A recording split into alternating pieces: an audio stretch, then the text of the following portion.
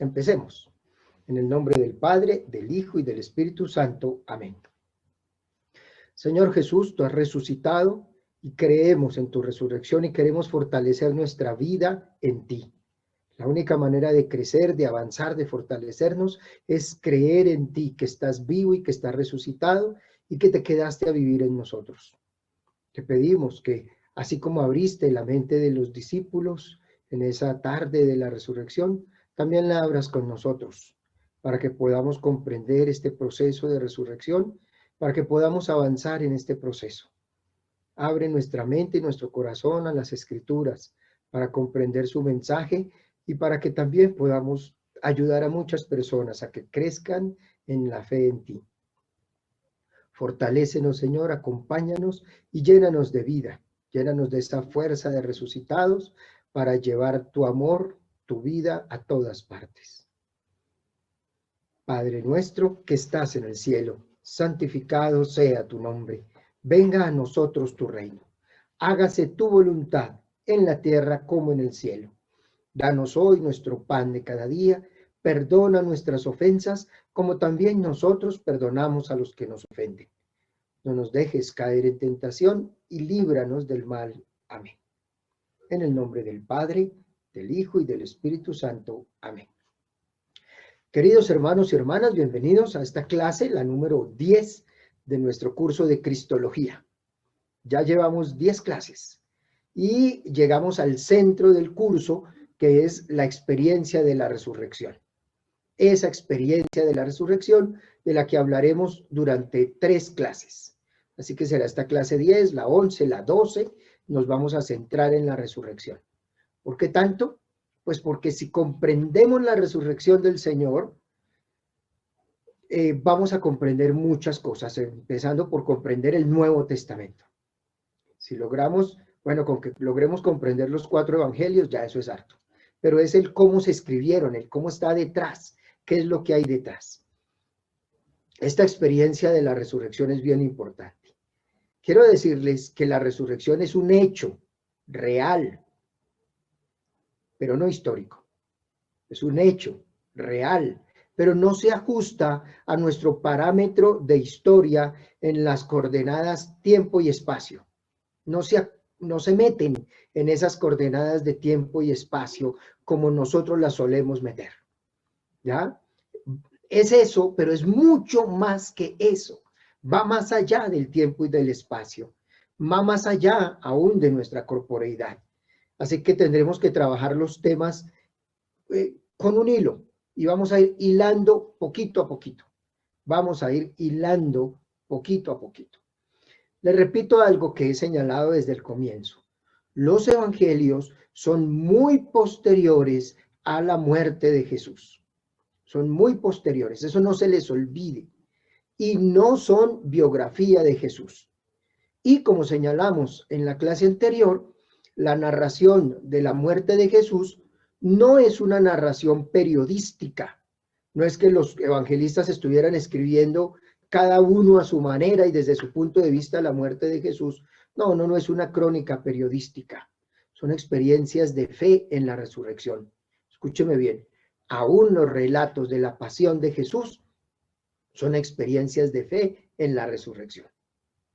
Si ya empezaron a leer los 2 tomos de La muerte del Mesías de Raymond Brown, si ya lo empezaron a leer, aquí no analizan el hecho histórico, analizan los textos bíblicos como los tenemos y lo que cada autor quiso señalar. Así como está los 2 tomos de La muerte del Mesías de Raymond Brown, también Raymond Brown tiene un libro que se llama El nacimiento del Mesías y también lo pueden conseguir por internet. El nacimiento del Mesías es un solo tomo y es el análisis de Lucas 1 y 2 y de Mateo 1 y 2. Entonces es bien interesante, bien bonito y fácil de leer.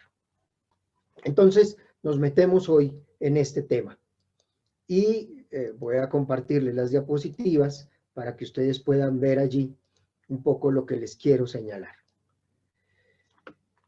Este es nuestro tema de hoy. Nuestro tema es el acercamiento a la experiencia pascual de las primeras comunidades. Eso es el acercamiento a la experiencia pascual de las primeras comunidades. Entonces, vamos a hacer un acercamiento histórico a la experiencia de fe de Pascua que pudieron vivir los primeros discípulos y que constituyeron a las comunidades y organizaron las comunidades como la van a redactar en el Nuevo Testamento. Se dio un tiempo considerable entre la muerte de Jesús y la resurrección. Y esa experiencia de la resurrección, la fe en la resurrección. Repito, se dio un tiempo considerable entre la muerte de Jesús y la fe en la resurrección. Hay un tiempo entre eso. ¿Cuánto? No se sabe. Algunos señalan meses, otros hasta años. Es una tarea que se trata desde los orígenes del cristianismo. Es un grupo de investigación de la Universidad de Deusto en España, Orígenes del Cristianismo, y hacen toda la tarea de cómo se originó esa fe, esa experiencia de Jesús resucitado. En América Latina, el padre Carlos Mester había llegado a señalar que entre la muerte de Jesús y el surgimiento de las primeras comunidades cristianas pasaron unos 6 meses. Y dice, hasta los 6 meses llegamos después de la muerte de Jesús, históricamente hablando, ¿no? Metidos allá en la historia. Pero los de la Universidad de Deusto, de este grupo de Orígenes del Cristianismo, donde está el padre Santiago Guijarro y Javier Alegre y Carmen Bernabé, varios que trabajan allí Orígenes del Cristianismo, ellos presentan que se puede aproximar hasta los 3 meses. Es decir, que entre la muerte de Jesús y 3 meses después no sabemos exactamente qué pasó. Solo se puede hacer unos rasguños, unas búsquedas 3 meses después de la muerte de Jesús. Y eso es lo que se llama el proceso de fe del resucitado. Cómo la comunidad cristiana empieza a hablar de Jesús que está vivo, que está resucitado. Así que tercer día no es cronológico, tercer día es según las Escrituras. Y es algo que vamos a analizar más adelante, pero tercer día no tiene un sentido cronológico, primer día, segundo día, tercer día, sino que tiene un sentido bíblico, según las Escrituras, como lo decimos en el credo, como está escrito en Primera de Corintios, capítulo 15. Y allí vamos a ver esa parte. Así que, ¿cómo fue que pasó? ¿Cómo vivieron? ¿Cómo se encontraron esas comunidades con Jesús resucitado? No lo sabemos, no tenemos idea. Lo que nos dejaron escrito ya son experiencias reflexionadas, oradas, meditadas, predicadas y escritas muchos años después. Así que nosotros creemos que Jesús ha resucitado, que verdaderamente ha resucitado, y para los aficionados al griego, ahí se los pongo en griego. Christos anesté, aletos anesté. ¿Cómo les parece? A ver, repítanlo en griego. Christos anesté, aletos anesté. Eso es, Cristo ha resucitado, verdaderamente ha resucitado. Estos temas y estas diapositivas que van a ver ahora son de las clases 10 y 11. O sea, continúa, para que sepamos que ahí viene. Primer punto, la experiencia pascual. La experiencia pascual para nosotros, pues la celebramos el sábado santo, en la vigilia pascual, donde ven esta imagen que están viendo aquí, este símbolo que se llama crismón. Algunos dicen crismón, que es lo más correcto, crismón o crismón, porque la que parece una X es la letra J en griego, y la que parece una P es la letra Ro en griego, y es como las dos primeras letras del nombre de Jesús. Es Cristo, Cristo, Cristos, entonces la que parece X no es X, es la letra J, y la que parece P es la letra Ro, que es Christos, para decir el nombre de Jesús, y Alfa y Omega. Entonces, cuando hablamos de experiencia pascual, eso que ponemos allí en el cirio pascual, ese símbolo que se llama crismón, también a veces está en algunos sagrarios. El crismón son las dos primeras letras del nombre de Cristo. Es Ji-Ro, las dos primeras letras del nombre de Cristo. Y nos sirve para hablar de la experiencia pascual porque son 4 realidades en una sola. 4 realidades en una sola. Es una unidad de 4 realidades: la pasión, la muerte, la resurrección y la glorificación de nuestro Señor Jesucristo. Pasión, muerte, resurrección y glorificación de nuestro Señor Jesucristo. Eso es lo que llamamos misterio pascual. ¿Queda claro? Eso es lo que llamamos nosotros misterio pascual, la experiencia de Pascua. ¿Qué significa tercer día? Yo les pido a ustedes que me permitan desarrollar todo, que aquí en las diapositivas está explicado qué significa tercer día en la Biblia, ¿vale? Esperemos y vamos a ir paso a paso, que nos permita a nosotros comprender esto. Pero les digo, cuando hablamos de misterio pascual, hablamos de estas 4 realidades, que es una unidad. Pasión y muerte, ya la vimos en la clase anterior. Resurrección y glorificación, lo veremos en estas 3 clases que vienen. Glorificación es el ascenso al cielo y estar sentado a la derecha del Padre. Son 4 realidades en una unidad, es una sola. Es unidad de estas 4 realidades, experiencia pascual. Las separamos por función pedagógica, pero en la práctica es una sola realidad. Aunque se separen, Lucas, que es más pedagógico, las separa aún temporalmente. Entonces, entre la muerte de Jesús y la resurrección, pues tercer día, según las Escrituras. Y entre la resurrección y la glorificación, el ascenso al cielo, Lucas señala 40 días. 40 días también es según las Escrituras. ¿Ya? Y luego, 10 días después de la glorificación, o sea, del ascenso al cielo, viene la fiesta de Pentecostés, que es la venida del Espíritu Santo. Todo eso son separados pedagógicamente. Y Lucas los separa, no solo pedagógicamente, sino cronológicamente, pero en la práctica las 4 son una unidad, es una realidad. Trataré de expresarlo con las palabras que siguen para ayudarnos. Entonces, la fe en la resurrección es un proceso relativamente lento y cada vez más diferenciado. Relativamente lento, entre 3 meses y 6 meses le duró a las primeras comunidades, y muy diferenciado porque eso lleva sus años, ya que la clave está en que ese resucitado lo fueron entendiendo poco a poco. La resurrección es un hecho inmediato, pero la comprensión de la resurrección es un proceso. Escúchame bien. Por eso le pedí al Señor que nos abriera la mente en la oración. La resurrección del Señor es un hecho, pero la comprensión es un proceso relativamente lento, el proceso que puede durar años. Se tienen unas etapas y la fe recorre diversas etapas. Esta fe va a recorrer unas etapas claramente diferenciadas que se las voy a mostrar entre la muerte de Jesús y el año 30. En el año 30, eso produjo un gran escándalo. Eso produjo una conmoción en los discípulos de Jesús. Por eso los discípulos de Jesús se dispersan, se van aterrados, despavoridos, creen que les puede pasar lo mismo que le pasó a Jesús y vuelven a Galilea, como lo leyeron ustedes en el Evangelio de Marcos al final. Ellos vuelven a Galilea, de donde eran oriundos. Y allá en Galilea es donde tienen la experiencia de la resurrección. Allá en Galilea, vuelta a Galilea, allá viven esa experiencia de la resurrección. Cuando los discípulos regresan allá a Galilea, allá en Galilea es donde tienen la experiencia con Jesús resucitado.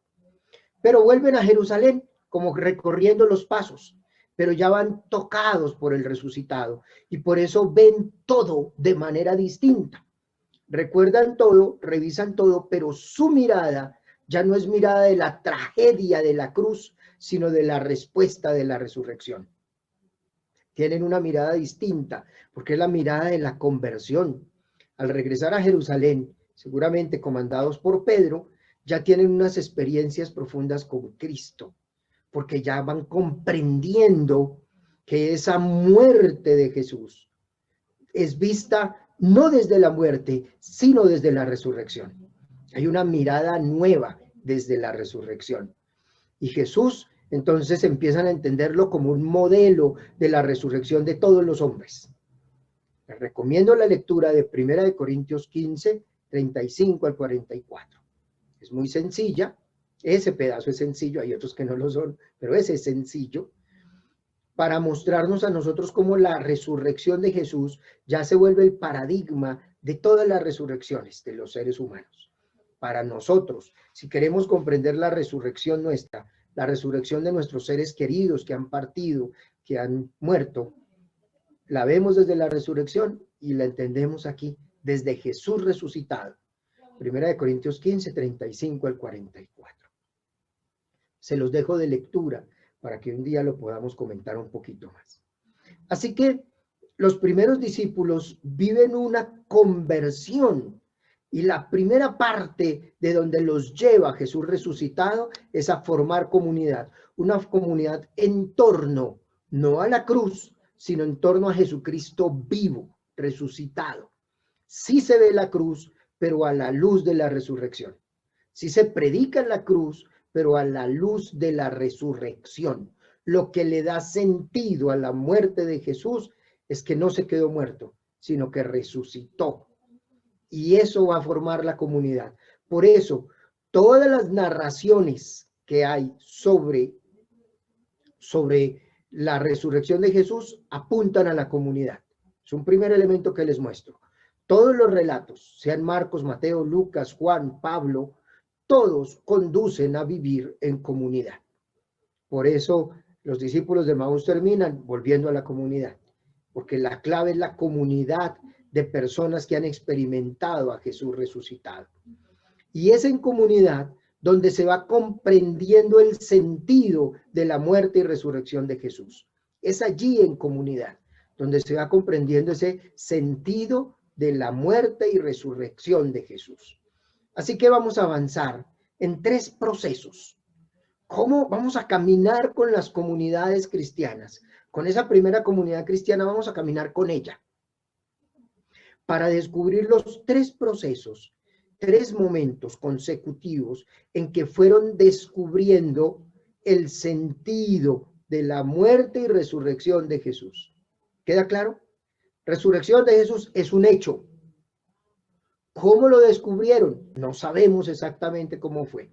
Solamente podemos decir que es una experiencia fundante, porque de los testimonios de los primeros, todos los demás les creemos y fundamos nuestra iglesia sobre Jesús resucitado con base en los primeros que tuvieron esa experiencia, de ese hecho de la resurrección. Pero lo que viene después se llama sentido, comprensión del sentido de la muerte y resurrección de Jesús. ¿Cómo lo fueron comprendiendo y cómo le fueron dando sentido a la muerte y resurrección de Jesús? Es un proceso diferenciado que se puede ver en 3 etapas, mucho antes de que se escribieran las cartas de Pablo y los evangelios. Veámoslo así, paso a paso. Primera comprensión del sentido de la muerte y resurrección de Jesús. Así que nos adentramos a esta primera comprensión del sentido de la muerte y resurrección de Jesús. Y esta es la frase clave. Dios, al resucitar a Jesucristo, lo autentica como hijo suyo. Esta experiencia, que pudo haberse vivido entre el año 30 y el año 40, fue un proceso de oración, de predicación, de reflexión, de comprender algo, comprender que Dios, al resucitar a Jesús, autentica, pone sello de autenticidad, de que todo lo que hizo Jesús es voluntad suya. Pongámoslo de esta manera. Los discípulos, al sentir a Jesús vivo en ellos, en la comunidad, comprenden que Dios es papá y comprenden que Dios, al resucitar a su Hijo, autentica su vida y su muerte como voluntad suya. Es decir, que todo lo que hizo Jesús, todo lo que predicó, todo lo que sanó, todas las obras que hizo, son voluntad de Dios y le agradan a Dios. ¿Por qué Jesús fue resucitado por el Padre? Porque fue obediente.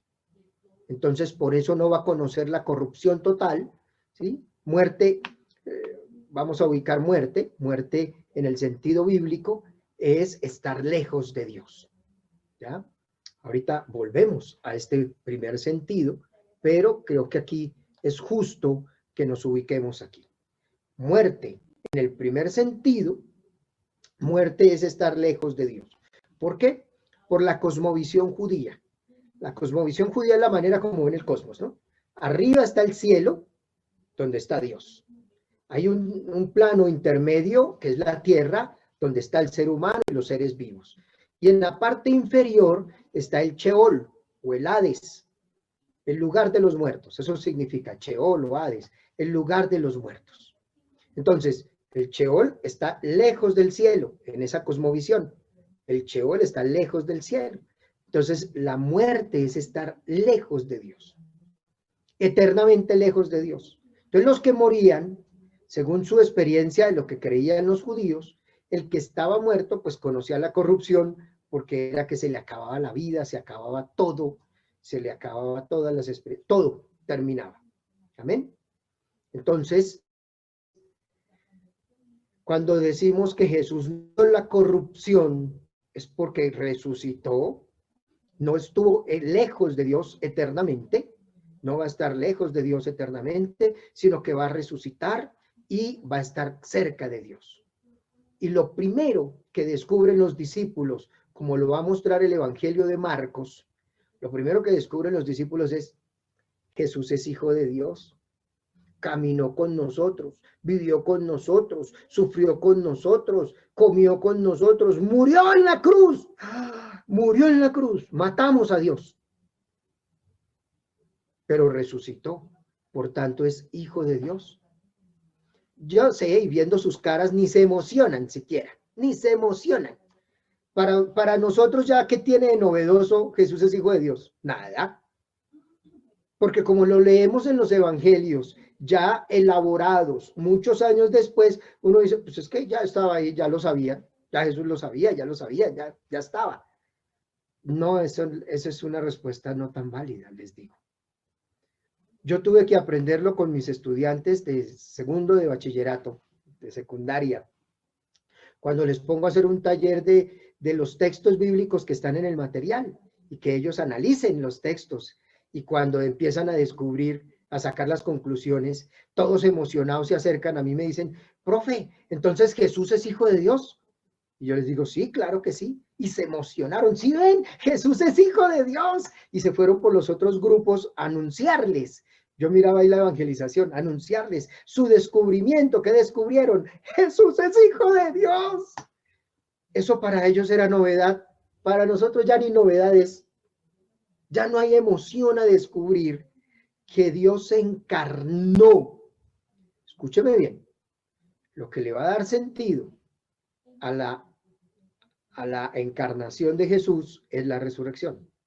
Entonces, a partir de la resurrección, empiezan todas las reflexiones sobre la encarnación de Jesús. Y muchos años después, se escribe Mateo 1 y 2 y Lucas 1 y 2, para poder explicar la anunciación a María o la anunciación a José y la encarnación. Muchos años después, a la luz de haber comprendido que Jesús es hijo de Dios, porque se hicieron la pregunta, ¿y desde cuándo Jesús es hijo de Dios? ¿Desde cuándo Jesús es hijo de Dios? Y Marcos, que es el más antiguo, acuérdense, Marcos es el más antiguo, Marcos responde, yo sé, Marcos dice, desde el bautismo, cuando Jesús fue bautizado, ahí ya es hijo de Dios, porque se escucha la voz del cielo que dice, este es mi hijo amado. Entonces, sí, claro, Marcos dice, desde el bautismo. Mateo y Lucas dicen, no, es que Mateo y Lucas es muchos años después de Marcos. Mateo y Lucas son del año 80, 90, entre el 80 y 90, y ellos dicen, no. Jesús es hijo de Dios desde la encarnación. ¿No ve que el ángel le anunció a María? Dice Lucas.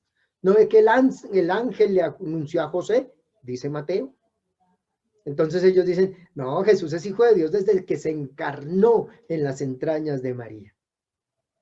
Y Juan, muchos años después, muchos más años después, a final del siglo I, Juan dice, no, Jesús es hijo de Dios desde siempre. Jesús es hijo de Dios desde siempre, no es que el verbo estaba con Dios, la palabra estaba con Dios y era Dios, todo fue creado por él. Claro que sí, pero quiero que sepan que Jesús resucitó. Su experiencia de resurrección empezó hacia el año 30, entre el año 30 y el año 40. Y cuando lo escriben, eso ya lo habían entendido. ¿Soy claro? Por tanto, ¿cuándo fue que se escribió Mateo y Lucas? Pues muchos años después, cuando ellos entendieron, ya habían asimilado, ya habían encarnado todo lo que significa Jesús es hijo de Dios. Háganme caras de sorpresa, pero si ya se sabían eso, a ustedes ya se lo sabían, ¿verdad? Qué vaina, ya se lo sabían. Pero en fin, vamos a la segunda experiencia. Esta segunda experiencia. La segunda comprensión del sentido de la muerte y resurrección de Jesús. Vamos a la segunda. ¿Qué fue lo que descubrieron en este momento? Alrededor del año 40, entre el 35 y el 40, van a descubrir el sentido salvífico de la muerte de Jesús y el querigma apostólico. ¿Cómo descubren eso? El sentido salvífico de la muerte de Jesús y el querigma apostólico ocurre por lo siguiente. Hacia el año 34 aproximadamente viene el martirio de Esteban, matan a Esteban, y vienen las persecuciones a los seguidores del camino.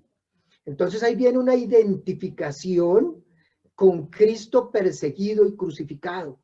Empiezan a identificarse con Cristo perseguido y crucificado. Entonces ahí esa identificación hace que lleguen a algo. Los perseguidos se sintieron cercanos a Jesús perseguido. Se sintieron perseguidos como su maestro. Y esto trajo como consecuencia que el seguidor de Jesús, el discípulo de Jesús, se identifique con él en la pasión. Los seguidores de Jesús se sintieron semejantes a él cuando eran capaces de abordar su propio martirio. Y descubrieron algo más. Pónganle cuidado. El querigma significa el anuncio de Jesucristo, pero con carácter salvífico. Entonces, anuncio de Jesucristo, muerto y resucitado en quien tenemos salvación. Escríbelo tú. El querigma es el anuncio de Jesucristo, muerto y resucitado en quien tenemos salvación. Ese hecho que va a escribir Marcos en el capítulo 16, que lo pone en los labios del ángel. Y el ángel dice, buscan a Jesús de Nazaret, el crucificado, no está aquí, ha resucitado. Ese es el querigma que viene de Dios, por eso está dicho por el ángel. Ahora ustedes vayan y anuncien el querigma. El querigma primitivo, el primer querigma, era el anuncio de Jesús muerto y resucitado, en quien tenemos salvación. Por eso la pasión de los mártires se va a entender a la luz de la pasión de Jesús, sabiendo que no van a quedar muertos, sino que van a resucitar con él. Entonces empiezan a mirar, si morimos como Jesús murió, resucitamos como Jesús resucitó. Y ahí empieza toda una esperanza cristiana. Ese es el sentido salvífico de la muerte de Jesús y eso es lo que van a predicar por todas partes. Entonces las persecuciones causadas primero por los judíos y después por los romanos y los griegos, pero los primeros perseguidores fueron los judíos. Entonces las primeras persecuciones hicieron que se fuera anunciando el querigma por todas partes. Mostrar que la muerte y la resurrección de Jesús tienen un carácter salvífico. Nos salvan del pecado y de la muerte. Vean la frase completa, hermanos. Nos salvan del pecado y de la muerte. Nos salvan del pecado, porque el pecado era el que nos tenía excluidos de Dios. Por el pecado estábamos separados de Dios. Entonces viene Jesús a unirnos con el Padre. Y además la muerte tenía la última palabra. O sea, el que se moría, muerto quedaba eternamente, lejos de Dios eternamente. Pero como Jesús resucitó, también nos garantiza a nosotros la resurrección para estar cerca de Dios eternamente. Y eso ya nos cambia el sentido. Bien. Y ahí van, experimentando a Jesús resucitado en las comunidades, formando nuevas comunidades y unas nuevas comunidades que creen que la muerte y la resurrección de Jesús nos trae la salvación del pecado y de la muerte. Y eso es lo que están contando. Y eso es atractivo, Por eso se crean comunidades. Eso es atractivo, eso hace como que todos digan, ¡ah, qué maravilla, esto no lo habíamos visto! ¡Wow! Y se empezaron a cohesionar las comunidades en torno a la experiencia de Jesús resucitado. Contaban la experiencia de Jesús muerto y resucitado y eso generaba comunidad. ¿Bien? Y eso nos llevó entonces a una tercera experiencia pascual. Tercera, comprensión del sentido de la muerte y resurrección de Jesús. Quiero que noten que insisto en esa frase. Tercera, comprensión del sentido de la muerte y resurrección de Jesús. ¿Qué descubrieron? Que la comunidad cristiana, toda ella, es el cuerpo de Cristo. Una experiencia y un descubrimiento que tuvieron alrededor del año 50. Todavía no se ha escrito nada del Nuevo Testamento, nada se ha escrito. Entonces, alrededor del año 50 descubren esto maravilloso. La comunidad cristiana, toda la comunidad cristiana, todas las personas que hacen parte de la comunidad cristiana son cuerpo de Cristo. La comunidad cristiana, ella misma, es cuerpo de Jesús resucitado. No utilizan la palabra místico, no dice cuerpo místico. La palabra cuerpo místico, esa palabra místico, la pusieron en la Edad Media para hablar de un modelo eclesial, en función de un modelo eclesial. Pero en ninguna parte de los escritos del Nuevo Testamento, cuando hablan de la iglesia cuerpo de Cristo, no están hablando no utilizan la palabra místico. ¿Soy claro con eso? Entonces, por eso no utilizo esa palabra aquí, porque no está en el Nuevo Testamento. Aparece en la Edad Media para hablar de un modelo eclesial. Entonces, imagínense que la vida comunitaria, todo lo que hace la comunidad, cómo funciona la comunidad, se vuelve transparencia de Jesucristo resucitado en medio de la comunidad. La comunidad que recibe a unos y que recibe a otros, que trata a hombres y mujeres por igual, que recibe a griegos y a gentiles por igual, que todos empiezan a ser parte de la comunidad, que las promesas de Dios no son exclusivamente de los judíos, sino que las promesas de Dios son abiertas a los no judíos. Entonces van llegando todos y ahí, en el acontecer comunitario, se da la presencia de Jesús resucitado. Todo lo que haga y diga la comunidad es para mostrar a Jesús vivo, resucitado, presente. O sea, la comunidad cristiana, ya sea toda la iglesia o tu comunidad en particular, es la presencia de Jesús resucitado. Por eso, más adelante la iglesia también va a decir, más adelante, siglos después, la iglesia va a decir que la iglesia es sacramento de salvación. Así lo va a presentar. La iglesia es sacramento de salvación. Es decir, la salvación acontece en comunidad. Como decía un amigo mío, Dios llama de a uno en uno. Dios llama en taxi, pero salva en colectivo, salva en combi, salva en comunidad. Te llama de a uno en uno, pero no te salva de a uno en uno, salva en comunidad. La comunidad, tu comunidad, es espacio de salvación por su manera de obrar y entonces hay que cuidar esa transparencia.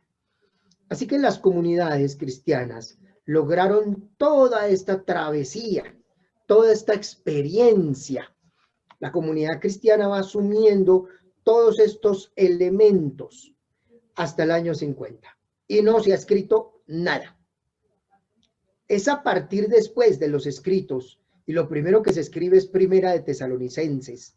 Si tú vas a ver el material, te va a citar Primera de Tesalonicenses, escritos de Marcos, y te va a citar el Evangelio, pues escritos de Pablo, los primeros escritos de Pablo, los primeros escritos Marcos, el Evangelio, para escarbar cómo fue que experimentaron a Jesús resucitado. Bien. Después ya, en el año 51, se escribe Primera de Tesalonicenses y empiezan los escritos del Nuevo Testamento. Ha sido un caminar de experiencia. Ahora, después de meternos aquí en una experiencia procesual, viene la otra pregunta, ¿y cómo lo escribieron? ¿Y cuáles fueron las palabras claves para escribirlo? Y ahí, eso es lo que vamos a ver enseguida. Siguiente parte, las palabras claves. Y ahí nos vamos a meter en cómo cómo expresar una experiencia tan profunda. O sea, tengo una experiencia de Jesús resucitado. ¿Cómo la expreso? ¿Qué palabras utilizo para expresar a Jesús vivo, resucitado, dentro de mí? Dentro de mí. Digo, híjole, piénsenlo en la mentalidad judía. Dios habita arriba, en el cielo, en la mentalidad judía. Ustedes son cristianos, ¿no? No son judíos. En la mentalidad judía, Dios vive allá arriba, en el cielo, lejos del ser humano. Y de pronto empiezan a vivir a Jesús resucitado dentro del ser humano. O sea, el cielo bajó a la tierra. Y cuando empiezan a mirar, ¿y eso desde cuándo? Entonces viene la encarnación. El cielo bajó a la tierra desde que Jesús encarnó, desde que Dios se metió en nuestra historia y se encarnó en nuestra historia, hizo parte de nuestra humanidad. Eso se ve bonito, expréselo para que lo entendamos de otro lenguaje. Y tuvieron que utilizar términos judíos y palabras que ni siquiera existían, y poder utilizar esas palabras y darles un sentido nuevo.